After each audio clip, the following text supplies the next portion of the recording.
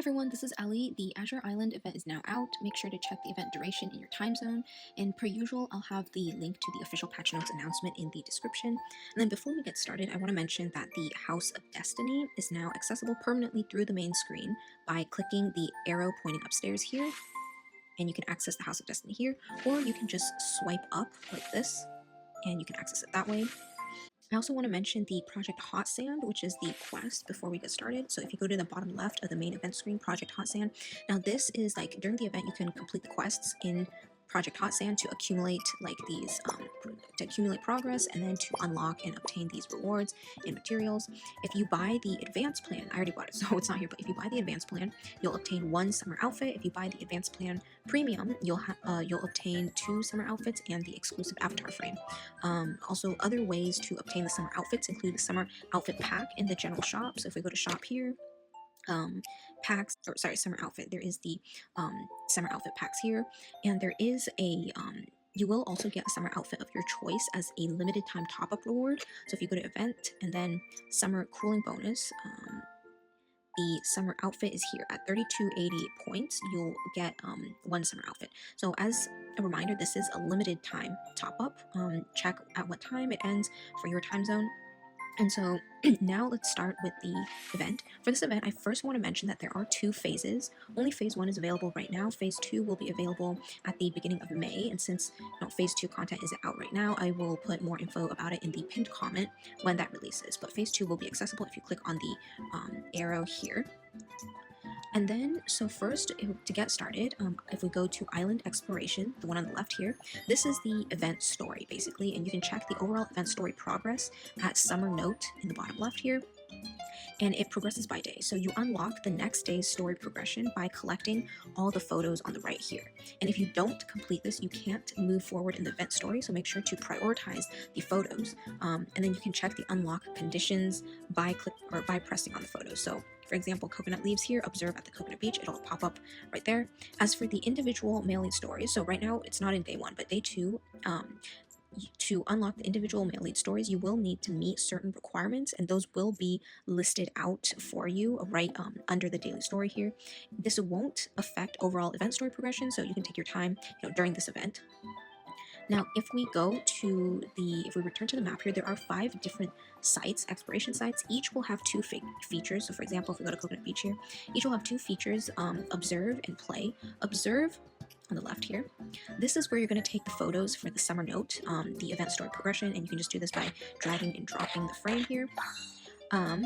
And each site has 2 story or 2 picture taking scenes. So one here and then one, if you click on the arrow to the right here, you will access the second one. The second one will be unlocked when you reach a higher exploration percentage. So for example, if I click here, it says familiarity reaches 50%. The percentages needed for each site I will put in the pinned comment, so remember to check that out. And then the play function, the one on the right, this is where you're going to build your familiarity percentage. And each exploration does add about 4%. This is where you'll be able to fulfill the requirements to unlock the individual male lead stories in Summer Note for day 2 and onward. They'll say like, oh, you need to explore like 10 times with this male lead, and this is how you're going to do it. There are a total of 3 different types of items you need to farm for to do these explorations. For example, it's up here, right? One is the life buoy, the summer leaves, and then the straw hat. These items are obtained via the stamina farming stages. And I will also include the total number of each item you need to farm for in the pinned comment. And so these stamina farming stages are found in underwater ruins here from the main event screen up here. There are 4 different difficulties. The first 3 drop the 3 different types of exploration items, right? So for example, the right here. And then difficulty 4 unlocks when you've finished all 7 days of the summer note.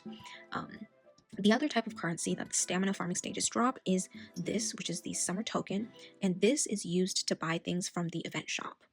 And so for, per usual, we do have bonus illustras here.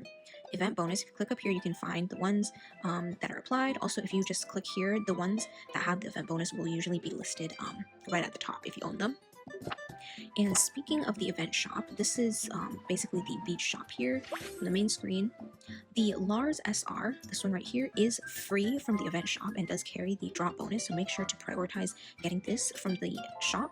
Otherwise, you can just buy what you need. I would recommend clearing out the exclusive event items like the avatar, and then the paints, the profile and stuff, and then also skill packs. Phase 2 will unlock on May 1st or 2nd, depending on your time zone. And then at that time, you can switch between the shops up here if you click up here.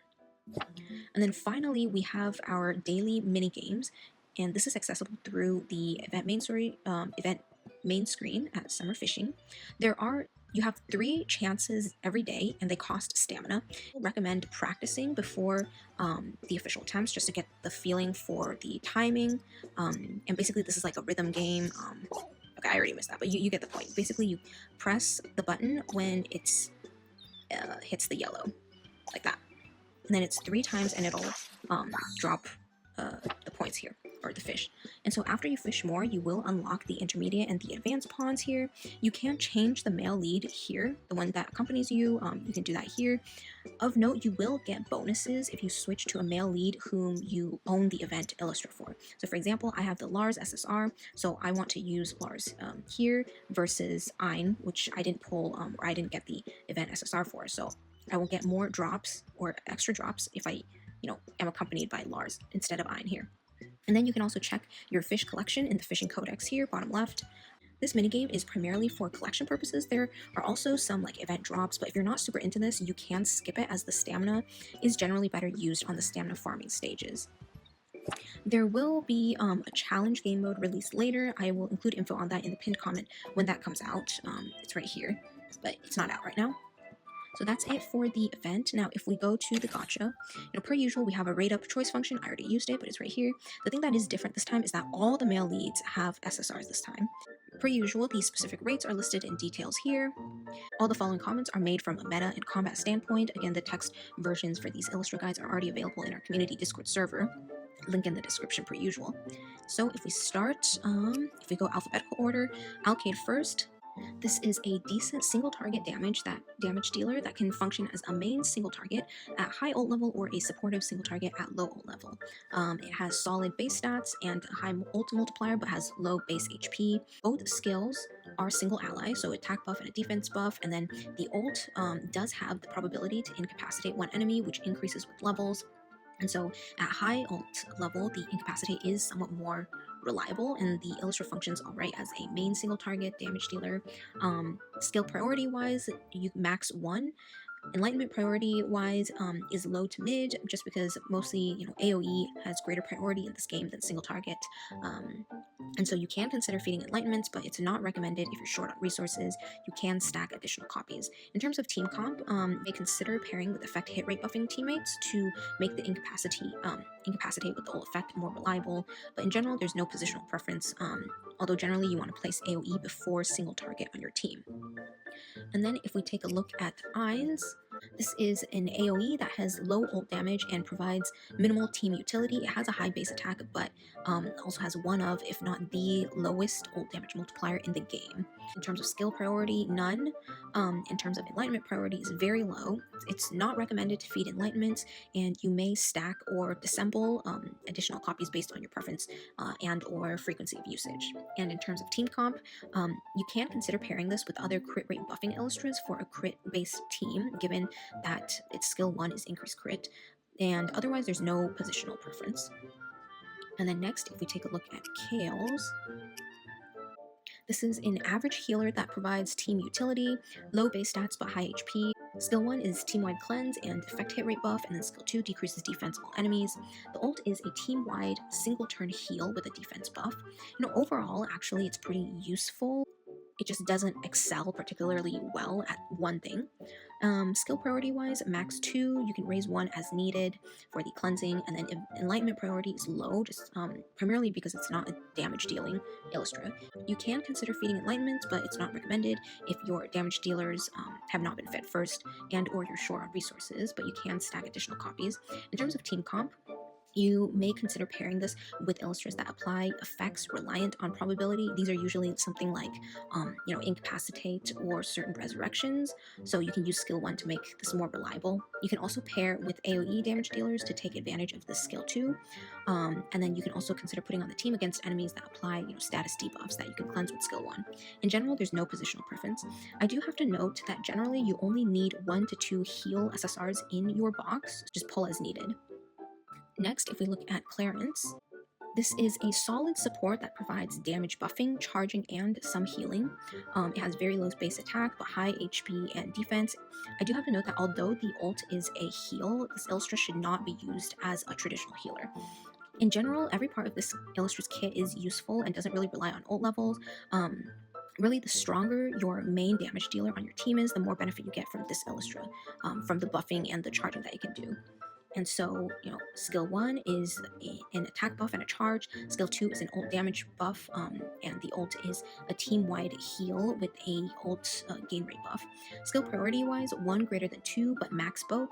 Enlightenment priority is very low because it's not a damage dealing Illustra. Also, the ult effect doesn't really increase, meaningfully or significantly with levels, and so it's not recommended to feed enlightenment, but you can stack additional copies. In terms of team comp, it's really flexible, but again, as I mentioned, the stronger your main damage dealer is, the more benefit you'll get out of this Illustra.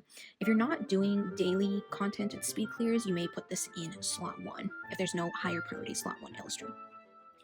And then finally, if we take a look at Lars, this is a strong AoE main damage dealer that also provides some utility, mostly charging and a big defense down. It has one of, if not the highest base attack in the game, but somewhat low ult damage multiplier and low base HP and defense. Skill 1 is, a self ult damage buff. Skill 2 is a crit rate buff and a charge. And then the ult is AoE with a all enemy defense down. In terms of skill priority, 1 greater than 2, but max both. In terms of enlightenment priority is very high. It's recommended to feed enlightenment, and it's recommended to stack additional copies. In terms of team comp, in higher survival pressure situations, you can consider pairing with, a teammate that can provide some survivability because this Illustra is slightly squishy. In terms of position, you may put this in slot 1 for the ult effect defense down if there is no higher slot 1 priority Illustra, like, for example, Cage of Guilt or Lord of the North.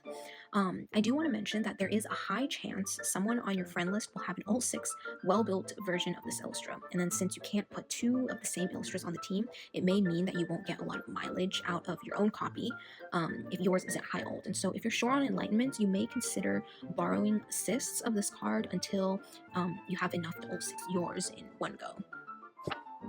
And then for the Pictura this time, the event Pictura, so the 3-star Pictura is increase initial ult charge. The resonance effect is gold gain bonus.